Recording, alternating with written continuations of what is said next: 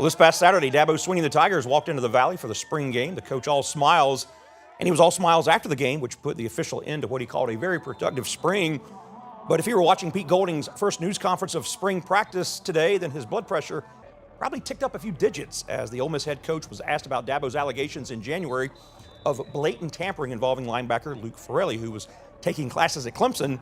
And according to Swinney, the Cal transfer was illegally contacted by Golding, who declined to address the accusations of illegal contact specifically, but did make his first public comments related to this story. Remember how Dabo Swinney went for about almost 19 minutes talking about it in January? Well, Pete Golding went 38 seconds. And what was your kind of reaction to being called out? Yeah, I mean, obviously, I think there's two sides to every story, right? And so I'm not going to sit up here and use the podium as a grandstand and all that, right? I mean, that's why there is enforcement. That's why we have a compliance office, right? That they do all that. So, you know, the bottom line, the recruitment of Luke, he came on an official visit, right, prior to the Fiesta Bowl.